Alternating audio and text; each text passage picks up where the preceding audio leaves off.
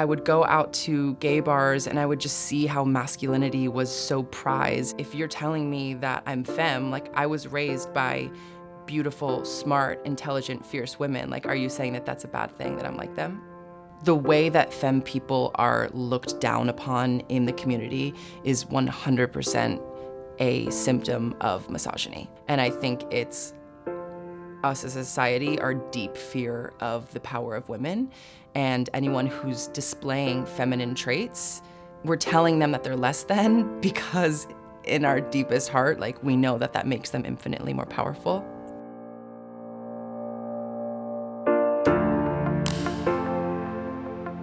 People really informed me that I was gay before I really knew that I was gay, and I think the reason for that is because they were picking up on traits that they assumed to be feminine, and thus they assumed to make me gay. So I just remember being really young and being teased for having a high voice and teased for the way I walked, and it wasn't like they were saying it lovingly, you know, it was loaded, it had teeth behind it. It was not something that you wanted to be. My first understanding of what it meant to be gay was also an attack and wielded at me. I got to go to Tisch to study acting and was just so excited to start my career as an actor. I remember going to an agent's office and they were like, you know, you're really talented, you're really great, but you're too gay and you'll never work if you don't hide that part of yourself. And at the same time, I would be on dating apps and I would see a lot of no femmes and mask only.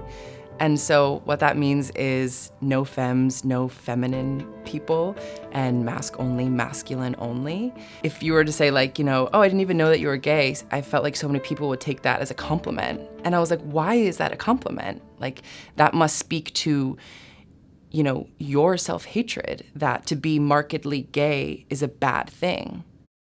I came up with Femme. And Femme is a short film about Carson, who goes to hook up with someone on one of these apps and gets denied for being too femme. You're just not my type. I sent you photos. You knew. Yeah, but you're not. You're too femme. And sort of goes on this journey toward self-acceptance to really love who he is, with the help of a drag queen fairy godmother, of course, obviously. I'd never seen a film where the femme character was front and center and really anchored an entire film. And I wanted to make that to show myself that I was worthy and I was worth it.